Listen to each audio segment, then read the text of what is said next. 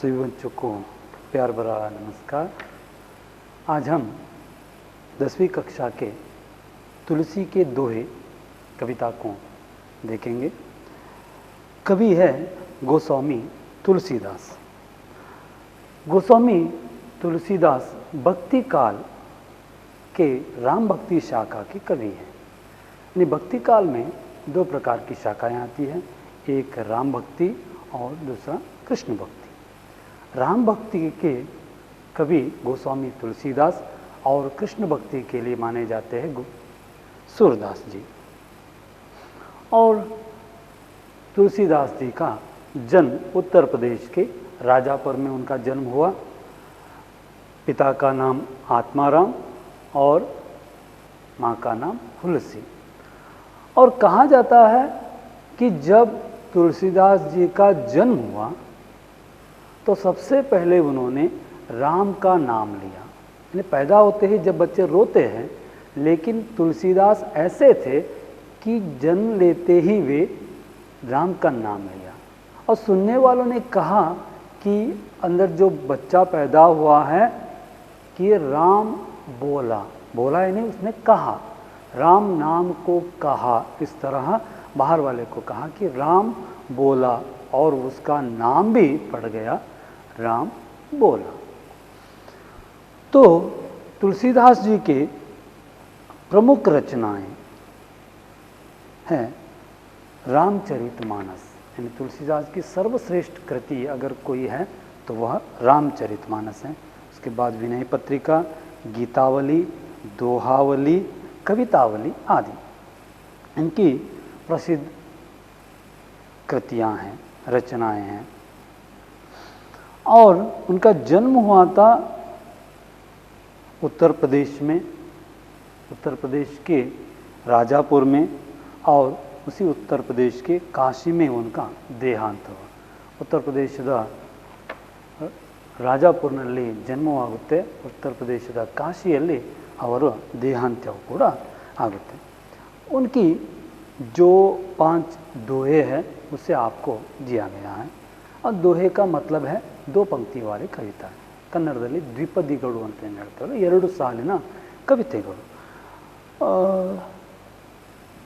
ಈ दोहेಗಳಲ್ಲಿ यानी इन दोहों में कवि तुलसीदास जी हमें कुछ कहना चाहते हैं, कुछ ऐसी बातें, ऐसे विचार हमसे कुछ कहना चाह रहे हैं।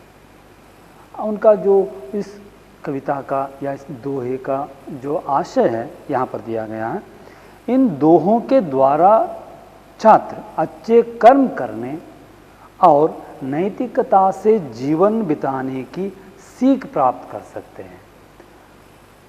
अच्छे कर्म करना है ना, अच्छे कर्म यानी मेरे कार्य से किसी और को दुख या हानि न पहुंचाओ, ನನ್ನ ಕೆಲಸದಿಂದ ಇನ್ನೊಬ್ಬರಿಗೆ ಯಾವುದೇ ಕಾರಣಕ್ಕೂ ತೊಂದರೆ ಆಗಬಾರ್ದು, ಕಷ್ಟಗಳು ಬರಬಾರ್ದು ಅಂತ ಕೆಲಸ ನನ್ನಿಂದ ಆಗಬೇಕು। और नैतिकता से जीवन बिताना, नैतिकता यानी मेरा जीवन दूसरों के लिए आदर्श बननी चाहिए। ನನ್ನ ಜೀವನ ಇನ್ನೊಬ್ಬರಿಗೆ ಆದರ್ಶ ಆಗಬೇಕು, ನೈತಿಕತೆಯನ್ನು ಅಳವಡಿಸಿಕೊಳ್ಳಬೇಕು।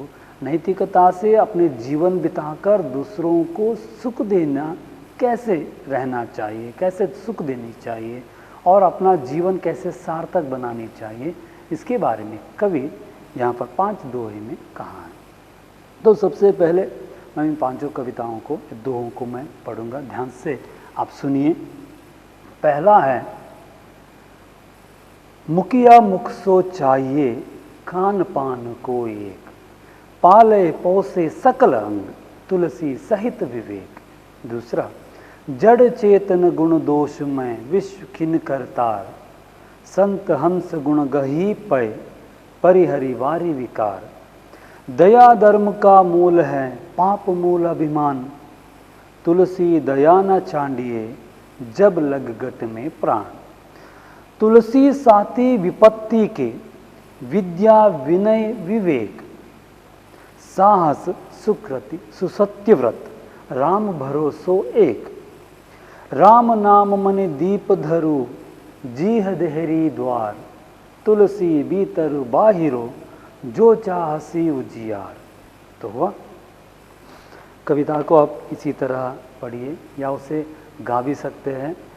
तो अंत में कवि का जो आशय है और हमारे पढ़ने का जो आशय है वो पूर्ण होनी चाहिए। कवि का जो आशय है कि हम अच्छे कार्य करें और नैतिकता से जीवन बिताएं, और हमारी जो 10वीं कक्षा का विषय है कि मैं उससे ठीक तरह से पढ़ूं, सुनूं, लिखूं, याद करके मैं उससे बोलूं। तो जो यह उद्देश्य है, यह उद्देश्य इसके द्वारा सफल होने चाहिए। तो सबसे पहले हम उनके पहले दोहे देखते हैं कि मुखिया मुखसो चाहिए, कान पान को एक, पाले पौसे सकल अंग, तुलसी सहित विवेक। यहाँ पर तुलसीदास कुछ कहना चाहते हैं कि एक उदाहरण के रूप में, एक उदाहरण लेकर किसी एक विषय को हमें बताना चाहते हैं। यह उदाहरण का विषय है हमारा मुख यानी मुंह। तो यहाँ पर एक मुखिया कैसे होनी चाहिए, इस दुनिया में जो नायक कहते हैं वो कैसा होना चाहिए, ಒಬ್ಬ ನಾಯಕನಾದವನು ಹೇಗಿರಬೇಕು ಅನ್ನೋದನ್ನು ಕವಿ ಸೂಚ್ಯವಾಗಿ ಎರಡೇ ಸಾಲಲ್ಲಿ ಹೇಳಲಿಕ್ಕೆ ಪ್ರಯತ್ನವನ್ನು ಪಡ್ತಾ ಇದ್ದಾನೆ. ಸಾಮಾನ್ಯವಾಗಿ ನೋಡಿ, ಒಂದು ವಿಷಯವನ್ನು ಒಬ್ಬ ಕತೆಗಾರನಿಗೆ ಕೊಟ್ಟರೆ, ಒಂದು ವಿಷಯವನ್ನು ಒಬ್ಬ ಕವಿ ಕೊಟ್ಟರೆ, ಅದೇ ವಿಷಯವನ್ನು ದೋಹೆಯನ್ನು ರಚಿಸುವವನಿಗೆ ಕೊಟ್ಟರೆ ಏನಾಗುತ್ತೆ ಹೇಳಿದರೆ, ಕತೆ ಬರೆಯೋವನು ಆ ವಿಷಯವನ್ನು ಪೂರ್ತಿ ಮಾಡೋ ಸಲುವಾಗಿ 1-2 ಪೇರದು, 3 ಪ್ಯಾರನೋ ಅಥವಾ 2-3 ಪೇಜ್ಗಳದು ಒಂದು ಕಥೆಯನ್ನು ಬರೀತಾನೆ ಅಂತ ಹೇಳಿದರೆ ಆ ವಿಷಯ ಪೂರ್ತಿ ಬರಬೇಕು ಅಂತೇಳಿ. ಕವಿಗೆ ಅದೇ ವಿಷಯವನ್ನು ಕೊಟ್ಟರೆ ಅವ ಕನಿಷ್ಠ 8-12 ಸಾಲುಗಳಲ್ಲಿ ಆ ವಿಷಯವನ್ನು ಬರುವ ಹಾಗೆ ಒಂದು ಕವಿತೆಯನ್ನು ರಚಿಸ್ತಾನೆ. ಅದೇ ದೋಹೆಯನ್ನು ರಚಿಸುವವನು ಅವರು 2 ಪೇಜು, 3 ಪೇಜು, 4 ಪೇಜಲ್ಲಿ ಬರೆದದ್ದನ್ನು ಕವಿ ಬರೆದಂಥ 12 ಸಾಲುಗಳೋ 15-20 ಅದು ಎಷ್ಟೋ ಆಗ್ಬೋದು. ಆದರೆ ದೋಹೆಯನ್ನು ರಚಿಸುವನು ಕೇವಲ 2 ಸಾಲುಗಳಲ್ಲಿ ಎಷ್ಟನ್ನು ಹೇಳಬೇಕೋ ಅದನ್ನೆಲ್ಲ ಹೇಳಿಬಿಡ್ತಾನೆ. ಅಂಥ ಶಕ್ತಿ दोहे। और यहाँ पर तुलसीदास जी ने जो मुख का एक उदाहरण लेते हुए एक नायक की जो गुण होनी चाहिए उसके बारे में कह रहे हैं। मुखिया मुख सो चाहिए। यहाँ पर मुखिया यानी मुखिया शब्द का अर्थ है नायक, मुख्य, मुख्यवाದಂಥ ವ್ಯಕ್ತಿ, ನಮ್ಮಗಳಲ್ಲಿ ನಾಯಕನಾದವನು.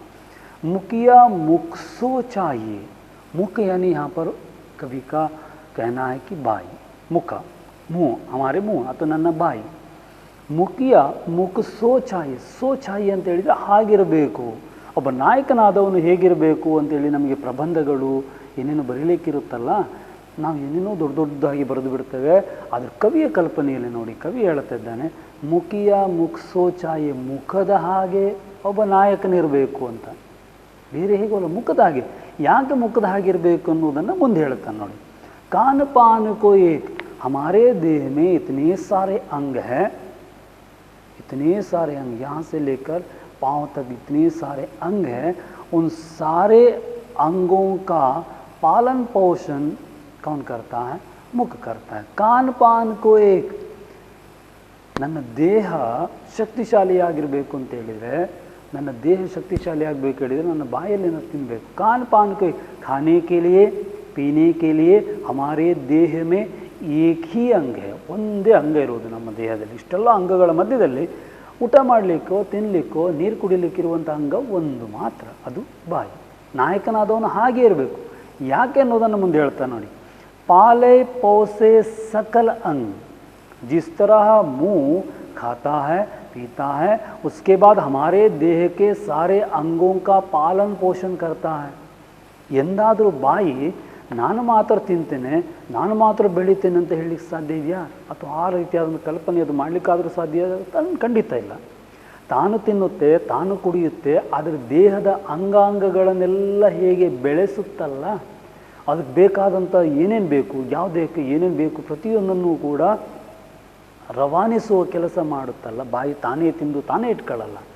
ನಾಯಕನಾದವನು ಹಾಗೆ ಇರಬೇಕು. ಅದಕ್ಕೆ ಲಾಸ್ಟ್ ಸಾಲಲ್ಲಿ ಎಷ್ಟು ಚಂದ ಹೇಳ್ತಾರೆ ನೋಡಿ. पाले पोसे सकलन तुलसी सहित विवेक. एक नायक भी, एक मुखिया भी मुख के समान होना चाहिए. वह खुद काम करे और उसका फल सभी को मिले, या उसके दृष्टि में यहाँ पर रहने वाले जितने लोग हैं उसके पीछे, या उसको नायक मानने वाले जितने लोग हैं उन सभी को एक ही प्रकार से देखना चाहिए. अपने विवेक के साथ ಆ ನಾಯಕ ತನ್ನ ವಿವೇಕವನ್ನು ಬಳಸ್ಕೊಂಡು ತನ್ನ ಜನರನ್ನು ಒಂದೇ ರೀತಿಯಲ್ಲಿ ನೋಡಬೇಕು.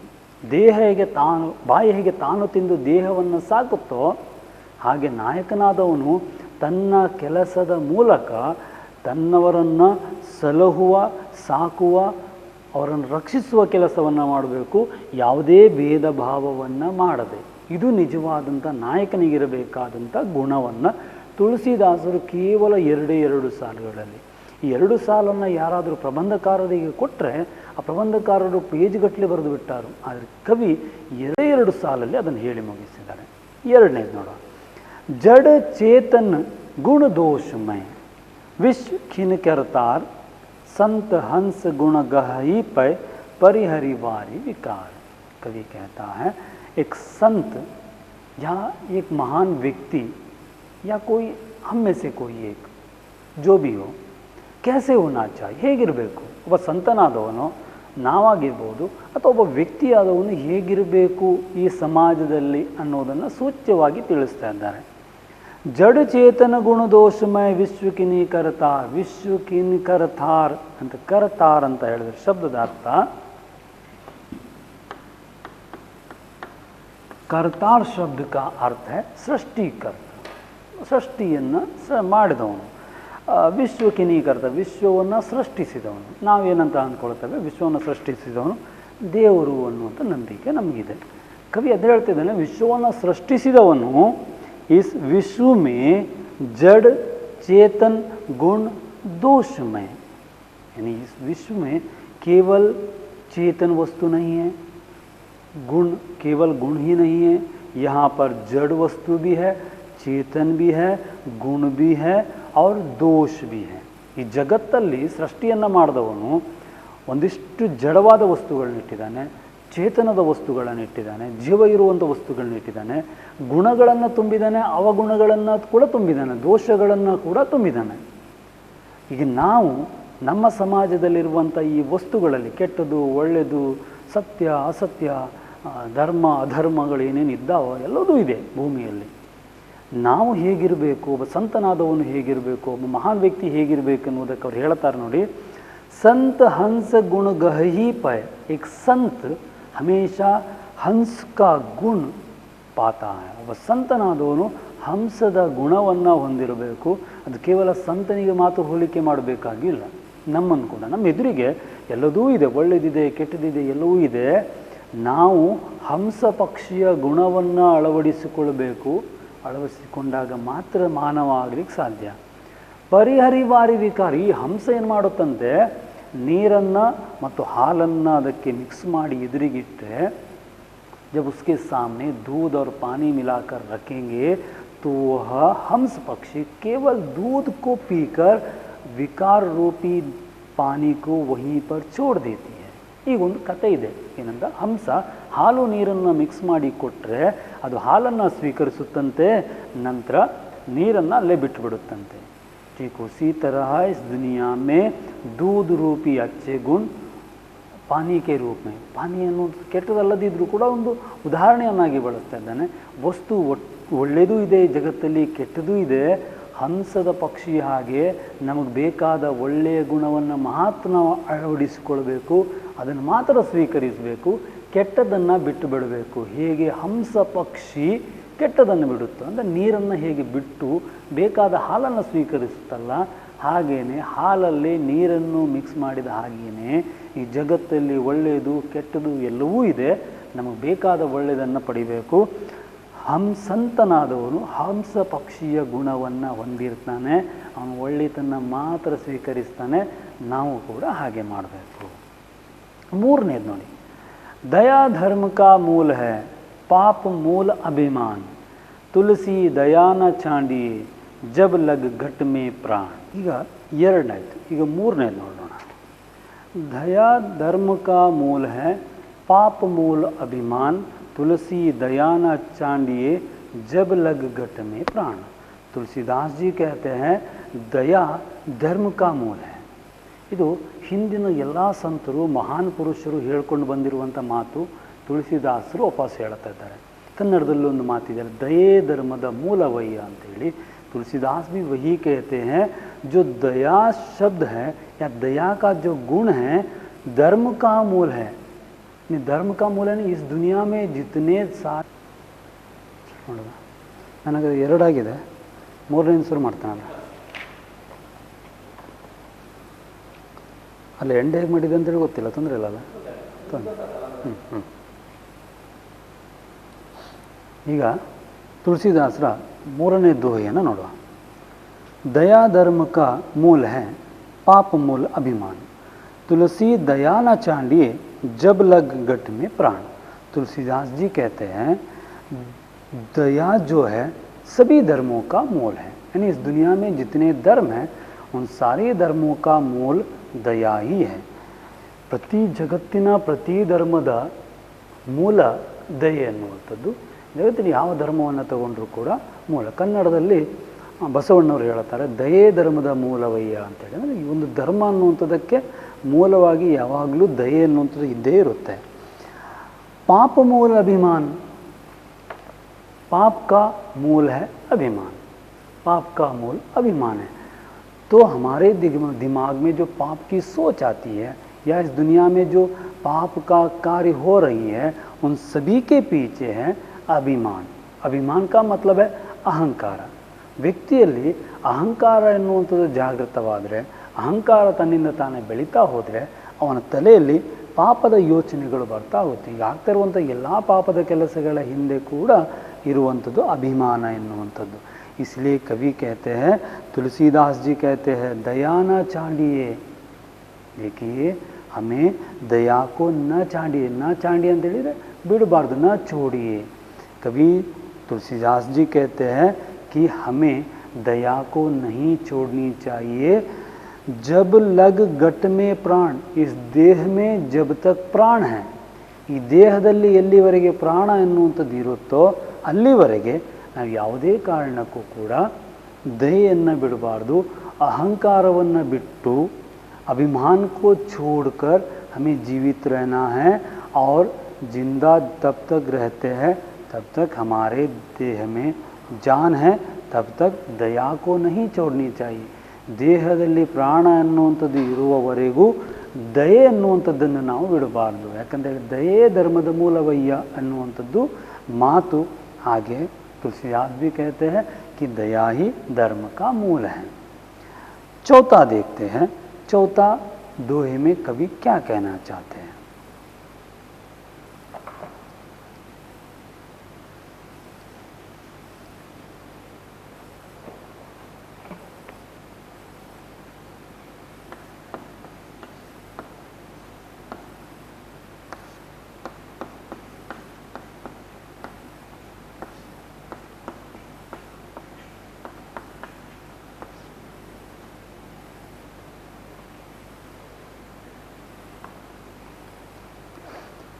चौथा कविता या दोहे, उसमें कवि कहते हैं, तुलसी साथी विपत्ति के, विद्या विनय विवेक, साहस सुकृति सुसत्यव्रत, राम भरोसो ये. नि कवि कहते हैं विपत्ति के साथी. विपत्ति का मतलब है कष्ट, आपत्ति. अगर हमारे जीवन में कोई विपत्ति आती है, संकष्ट काल आ जाती है या कोई ऐसी घटना हो जाती है कि उनसे बचना ही मुमकिन नहीं है, अगर ऐसी कोई घटना आ जाती है तो कवि कहते हैं उस संदर्भ के लिए हमारे सच्चे साथी, ನಮ್ಮ ನಿಜವಾದ ಮಿತ್ರರು ಅಂತ ಯಾರಾದರೂ ಇದ್ದರೆ ವಿದ್ಯಾ ವಿನಯ್ ವಿವೇಕ್, ನಾವು ಬೇರೆ ಯಾರನ್ನೂ ಹುಡುಕಬೇಕಾಗಿಲ್ಲ. ಹಮಾರೆ ಪಾಸ್ ಅಗರ್ ವಿದ್ಯಾ ಹೈ, ನಮ್ಮ ತಲೆಯಲ್ಲಿ ಜ್ಞಾನ ಎನ್ನುವಂಥದ್ದು ಇದ್ದರೆ ಅದು ನಮ್ಮನ್ನು ಆ ಸಂಕಷ್ಟದಿಂದ ಪಾರು ಮಾಡುತ್ತೆ. ಅಗರ್ ಹಮ್ಮೆ ವಿನಯ ಹೇ, ನಮ್ಮಲ್ಲಿ ವಿನಯ ಎನ್ನುವಂಥದ್ದು ಇದ್ದರೆ, ವಿನಯ ಎನ್ನುವಂಥದ್ದು ನಮ್ಮಲ್ಲಿ ಇದ್ದರೆ ತನ್ನಿಂದ ತಾನೇ ಆ ಕಷ್ಟವನ್ನು ಪರಿಹಾರ ಮಾಡಿಕೊಳ್ಬೋದು. और विवेक के साथ अगर हम काम करेंगे, सोच कर काम करेंगे तो अपने आप ही उस विपत्ति से हम क्या हो सकते हैं, बाहर आ सकते हैं. इसलिए कवि कहते हैं हमारे विपत्ति के साथ ही विद्या विनय ವಿವೇಕೆ. ನಮ್ಮ ಸಂಕಷ್ಟ ಕಾಲದ ನಿಜವಾದ ಮಿತ್ರರು ಅಂತ ಯಾರಾದರೂ ಇದ್ದರೆ ಅವರು ವಿದ್ಯೆ, विनय ಮತ್ತು विवेक ಎನ್ನುವಂಥದ್ದು. दूसरे पंक्ति में और कुछ कहना चाहते हैं, साहस सुकृति सुसत्यव्रत राम भरोसो एक. अगर हम राम पर भरोसा करेंगे, यानी यहाँ पर भगवान पर अगर हम भरोसा करेंगे या विश्वास रखेंगे तो वह व्यक्ति ಸಾಹಸಿ ಬನೇಗ, ಸಾಹಸಿ ಆಗ್ತಾನೆ. ದೇವರ ಮೇಲೆ ನಂಬಿಕೆ ಇದ್ದರೆ ಅಂತ ಹೇಳಿದರೆ ನಾನು ಏನು ಕೆಲಸ ಮಾಡಿದರೂ ಕೂಡ ದೇವರು ನನ್ನ ಜೊತೆಗಿದ್ದಾನೆ, ನನಗೆ ದೇವರ ಮೇಲೆ ನಂಬಿಕೆ ಇದೆ, ನಾನು ಮಾಡುವಂಥ ಕೆಲಸ ಒಳಿತಾದರೆ ದೇವರು ನನ್ನ ಸಹಾಯಕ್ಕೆ ಬರ್ತಾನಲ್ಲ ಅನ್ನುವಂಥ ಉದ್ದೇಶದಿಂದ ಸಾಹಸಿ ಆಗ್ತಾನೆ. ಸುಕೃತಿ, ಒಳ್ಳೆಯ ಕೆಲಸವನ್ನು ಮಾಡ್ತಾನೆ. अच्छे कार्य करेगा, अगर उसे राम पर या भगवान पर भरोसा है तो अच्छा कार्य करेगा. ಸುಸತ್ಯವ್ರತ, ಹಮೇಶಾ ಸತ್ಯ ಹೀ ಬೋಲೇಗ, ಯಾವಾಗಲೂ ಕೂಡ ಆತ ಸತ್ಯವನ್ನೇ ಮಾತಾಡ್ತಾನೆ. जब उसे भगवान पर विश्वास होगा तो वह भगवान पर भरोसा रखता है, वह व्यक्ति साहसी बनता है, सुकृति बनता है या सुकृति ना अच्छे कार्य करेगा और हमेशा सत्य ही बोलेगा. इसलिए हमें भगवान पर विश्वास रखना चाहिए. और हमारे आपत्ति या विपत्ति के जो साथी है विद्या, विनय, विवेक. और पांचवा ಅಂತಿಮವಾದಂಥ ದೋಹೆಯಲ್ಲಿ ಕವಿ ಏನು ಹೇಳಲಿಕ್ಕೆ ಬಯಸ್ತಾ ಇದ್ದಾನೆ ಅನ್ನೋದನ್ನು ನೋಡುವ.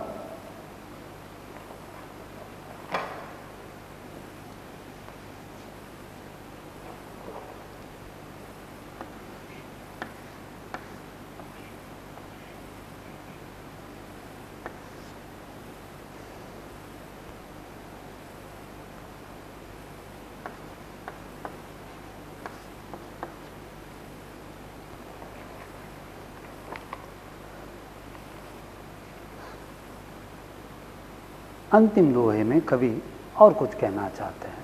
राम नाम मने दीप धरू, जीह देहरी द्वार, तुलसी भीतर बाहिरो, जो चाहसी उजियार. कवि कहते हैं, एक दीप का उदाहरण लेते हुए ಒಂದು ದೀಪದ ಉದಾಹರಣೆಯನ್ನು ಕವಿ ತಗೊಳ್ತಾ ಇದ್ದಾನೆ. ಓ ದೇವರ ನಾಮಸ್ಮರಣೆಯನ್ನು ಮಾಡಿದರೆ ಏನು ಲಾಭ ಆಗುತ್ತೆ ಅನ್ನೋದನ್ನು ತಿಳಿಸುವ ಸಲುವಾಗಿ कहते राम नाम मने दीप धरू, जीह देहरी द्वार. जीह देहरी द्वार ने हमारे यहाँ पर ನಾಲಿಗೆ, ಜೀಹ ದೇಹರಿ ದ್ವಾರ. ದೆಹರಿ ಅಂತ ಹೇಳಿದರೆ ಹೊಸ್ತಿಲು, ಮನೆಯ ಬಾಗಿಲ ಹೊಸ್ತಿಲು ಹೇಗಿರುತ್ತಲ್ವ ಹಾಗೆ ನಮ್ಮ ದೇಹದ ಹೊಸ್ತಿಲು ಒಂದು ರೀತಿಯಲ್ಲಿ ನಮ್ಮ ಬಾಯಿ ಅಥವಾ ನಾಲಿಗೆ ನಮ್ಮ ದೇಹದ ಹೊಸ್ತಿಲು ಇದ್ದ ಹಾಗೆ. ಒಳ ಹೊರಗಿನ ಸಂಪರ್ಕದ ಕೊಂಡಿ ಇದು. ನಾವು ಹೇಗೆ ಮನೆಯ ಒಳಗೆ ಬರಬೇಕಾದ್ರೆ ಹೊಸ್ತಿಲನ್ನು ದಾಟಿ ಒಳಗೆ ಬರ್ತೇವೆ, ಮನೆಯಿಂದ ಹೊರಗೆ ಹೋಗೋತ್ತಿಗೆ ಹೊಸ್ತಿಲನ್ನು ದಾಟಿ ಹೇಗೆ ಹೋಗುತ್ತೇವೋ ಹಾಗೆ ನಮ್ಮ ದೇಹದ ಹೊಸ್ತಿಲು ನಮ್ಮ ನಾಲಿಗೆ ಅನ್ನುವಂಥದ್ದು. कवि कहते हमें हमेशा राम नाम मनि दीप धरू, राम नाम के स्मरण करते रहने से, नाम जपते रहना चाहिए हमारे देहरी पर. ನಮ್ಮ ದೇಹದ ಈ ದೇಹರಿ, ಈ ಹೊಸ್ತಿಲಲ್ಲಿ ರಾಮನಾಮದ ಸ್ಮರಣೆಯನ್ನು ಮಾಡ್ತಾ ಹೋಗಬೇಕು. ಕಾರಣ ಅವ್ರು ಹೇಳುತ್ತಾರೆ, ಜಿಸ್ ತರಹ ಗರ್ಕೆ ದೆಹರಿ ಪರ್ ದೀಪ ರಖನೆ ಸೆ, ಮನೆಯ ಹೊಸ್ತಿಲಲ್ಲಿ ಒಂದು ದೀಪವನ್ನು ಉರಿಸಿದರೆ ಆ ದೀಪದ ಬೆಳಕೇನು ಮಾಡುತ್ತೆ, ಮನೆಯ ಒಳಗೂ ಬೆಳಕನ್ನು ಕೊಡುತ್ತೆ, ಮನೆಯ ಹೊರಗನೂ ಬೆಳಕನ್ನು ಕೊಡುತ್ತೆ. जिस तरह दिया जलाने से देहरी पर कि घर के अंदर भी प्रकाश फैलता है और घर के बाहर भी प्रकाश फैलता है, ठीक उसी तरह अगर हम अपने देहरी पर, जुबान पर राम नाम की अगर दीप रखेंगे, यानी भगवान की अगर हम स्मरण करते रहेंगे, ದೇವರ ನಾಮಸ್ಮರಣೆಯನ್ನು ಮಾಡ್ತಾ ಇದ್ದರೆ, तो तुलसी भीतर बाहिरो जो चाहसी उजियार, हमारे अंदर और बाहर, ನಮ್ಮ ಮನಸ್ಸಿನ ಒಳಗೂ ಪ್ರಕಾಶವಾಗುತ್ತೆ, ಬೆಳಕು ಹರಿಯುತ್ತೆ, ಮತ್ತು ಮನಸ್ಸಿನ ಹೊರಗೂ ಕೂಡ ಅಂತೇಳಿ ದೇಹದ ಹೊರಗೂ, ದೇಹ ಮತ್ತು ಮನಸ್ಸು ಎರಡೂ ಕೂಡ ಪ್ರಕಾಶಮಯವಾಗಿರುತ್ತೆ, ಸ್ವಚ್ಛವಾಗಿರುತ್ತೆ. ಒಳ್ಳೆಯ ಆಲೋಚನೆಗಳು ಮನಸ್ಸಿನ ಒಳಗೂ ಬರುತ್ತೆ, ಆ ಆಲೋಚನೆಗಳಿಗೆ ತಕ್ಕ ಹಾಗೆ ಒಳ್ಳೆಯ ಮಾತುಗಳು ಕೂಡ ದೇಹದಿಂದ ಹೊರಗೆ ಬರುತ್ತೆ. ಹಾಗಾಗಿ ಮನಸ್ಸಿನ ಒಳಗೂ अंदर और बाहर दोनों ओर प्रकाश फैलेगा. इसलिए हमें दीप की तरह राम नाम के एक दीप को हमारे देहरी पर रखना चाहिए। इससे चारों ओर प्रकाश ही फैलेगा, अंधकार मिट जाएगा और मेरी आत्मा के अंधकार हो या बाहर के अंधकार, और दोनों मिट जाएगा जब मैं राम नाम का या भगवान का नाम स्मरण करते रहूं।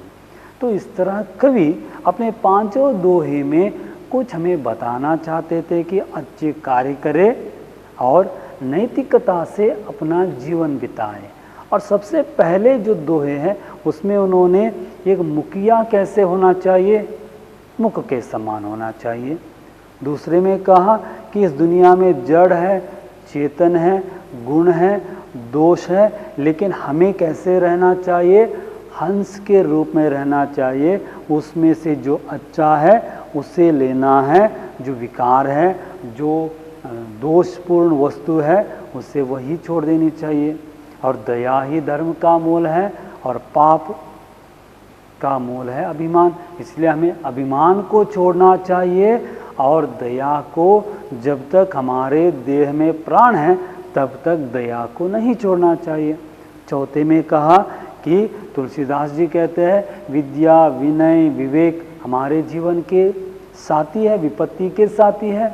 जो भगवान पर विश्वास रखता है वह साहसी बनता है, सुकृति बनता है और सुसत्यव्रत बन जाता है। और राम नाम के दीप को हमें हमेशा अपने जुबान पर रखना है, देहरी पर रखना है। इस तरह से हमारे देह के अंदर भी प्रकाश फैलेगा और बाहर भी। इस तरह अपने पांचों दोहे में कभी कुछ नैतिकता के गुण को हमें भरने की कोशिश की है। अब देखते हैं कि एक वाक्य के जो उत्तर है उसकी ओर हम जाते हैं। तो पहला प्रश्न है तुलसीदास मुख को क्या मानते हैं। तो हमें पहले दोहे में वह मिल जाएगा कि तुलसीदास मुख को मुखिया मानते हैं। मुखिया मुख के समान होना चाहिए। मुखिया को किसके समान रहना चाहिए, दूसरा प्रश्न है। मुखिया को किसके समान, मुखिया को मुख के समान। देखिए यहाँ पर किसके जो शब्द है उसे हमें निकालना है, उसके बदले में मुख के शब्द को भर देना है, बस उत्तर मिल जाएगा। हंस का गुण कैसा होता है, हंस का गुण कैसा होता है, हंस का गुण कैसा होता है, जो अच्छा है बस उसे लेता है, जो बुरा है उसे छोड़ देता है। ಒಳಿತನ್ನ ಮಾತ್ರ ಸ್ವೀಕರಿಸುತ್ತೆ, ಬೇಡವಾದ ವಸ್ತುವನ್ನು ಅಲ್ಲೇ ಬಿಟ್ಟು ಬಿಡುತ್ತೆ ಅನ್ನೋದು ಇದು ಹಂಸದ ಗುಣ। मुख किसका पालन पोषण करता है, मुख हमारे सारे अंगों का, देह के सारे अंगों का पालन पोषण करता है। दया किसका मूल है, दया किसका मूल है, दया धर्म का मूल है। सभी धर्मों का मूल दया ही है। तुलसीदास किस शाखा के कवि है, तुलसीदास किस शाखा के कवि है, तुलसीदास राम भक्ति शाखा के कवि है। राम भक्ति शाखा के कवि तुलसीदास है। तुलसीदास के माता पिता का नाम क्या था, तुलसीदास के माता पिता का नाम क्या है, इसका उत्तर उनके कवि परिचय जो है वहाँ पर दिया गया है, आत्माराम पिता और तुलसी माँ। आठवां प्रश्न, तुलसीदास के बचपन का नाम क्या था, तुलसीदास का बचपन का नाम था राम बोला। मैंने पहले ही बताया कि राम बोला नाम क्यों पड़ा उसे, क्योंकि जन्म लेते ही उन्होंने राम नाम का उच्चारण लिया या राम नाम राम ऐसा कह दिया, तो सुनने वाले ने कहा राम बोला, इन बच्चे ने राम बोला, राम बोला, तो वह उसका नाम ही रह गया कि राम बोला, बचपन का नाम। पाप का मूल क्या है, पाप का मूल अभिमान है। जो अभिमान करता है वह ಪಾಪಿ ಬನ್ ಜಾತಾ है, ಅಹಂಕಾರವನ್ನು ಮಾಡುವವನು ಪಾಪದ ಕೆಲಸ ಮಾಡ್ತಾನೆ। ಹಾಗಾಗಿ ಪಾಪದ ಮೂಲವೆಲ್ಲವೂ ಕೂಡ ಅಭಿಮಾನ। तुलसीदास के अनुसार विपत्ति के साथी कौन है, तुलसीदास के अनुसार विपत्ति के साथी ನಮ್ಮ ಕಷ್ಟ ಕಾಲದ साथी ಗೆಳೆಯರು ಯಾರು ಅಂತ ಹೇಳಿದರೆ विद्या, विनय और विवेक हमारे जीवन की विपत्ति के साथी हैं। और 2-3 वाक्यों में उत्तर जो है यहाँ पर भावार्थ लिखा गया, भावार्थ दी गई है, उनमें से उसका उत्तर आपको मिल जाएगा। अनुरूपता देखते हैं। दया धर्म का मूल, पाप। यहाँ पर अनुरूपता आपको ध्यान में रखना है।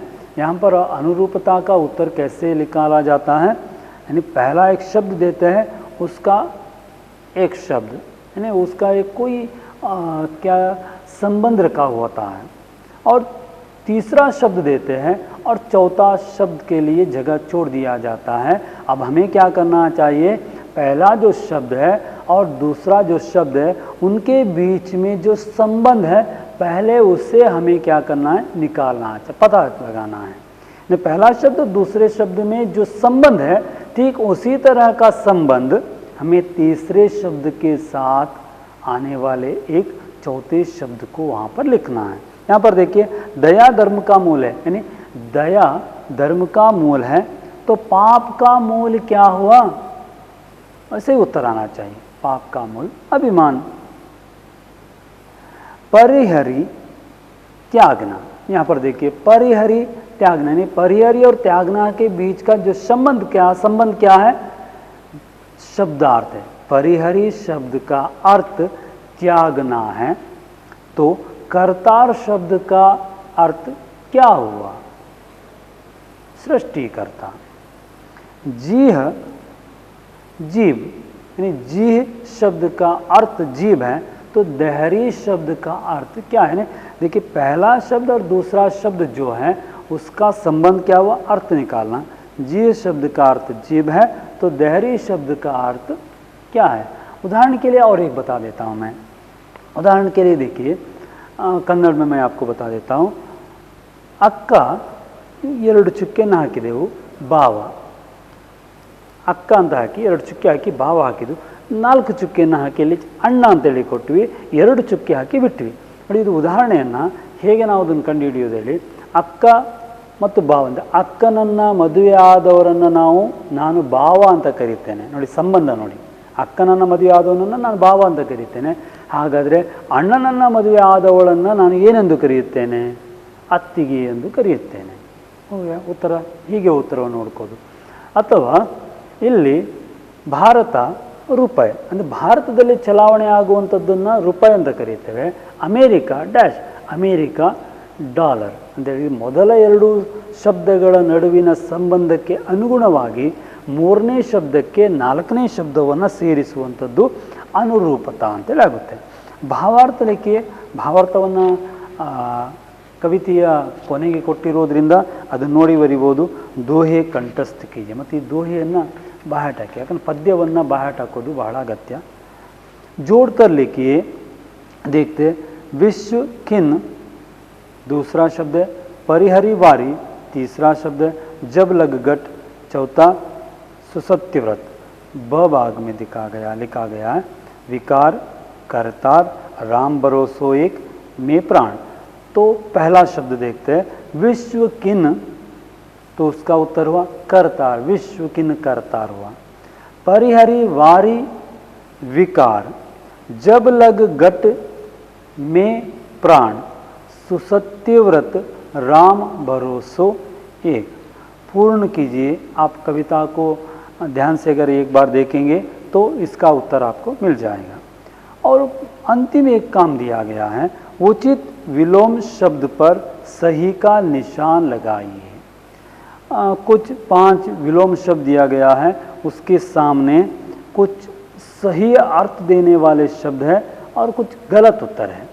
यानी इस शब्द का सही विलोम शब्द दिया गया है और उसका गलत विलोम शब्द दिया गया है, और उसके सामने एक बॉक्स है। तो आपको क्या करना चाहिए, जहाँ पर उस शब्द का सही अर्थ है या सही विलोम शब्द है उसे आपको टिक करना है, राइट मार्क लेना है। विवेक, उसके सामने सेवक दिया गया है, अविवेक लिखा गया है, तो उसका उत्तर है अविवेक। दया निर्दया और शुभोदया, शुभोदया तो नहीं हो सकता, उसका उत्तर क्या है निर्दया। धर्म, उसके सामने मर्म लिखा गया है, अधर्म लिखा गया है, उसका उत्तर क्या है अधर्म। उसके सामने सही का निशान लगाना है। विकार अविकार, संस्कार, संस्कार तो नहीं है, उसका उत्तर अविकार। विनय सविनय अविनय, उसका उत्तर है अविनय, तो वहाँ पर मार्क लगाना है। तो आज का जो तुलसी के दोहे मैंने पाठ किया है, दोहे को मैंने आपको सिखाया है।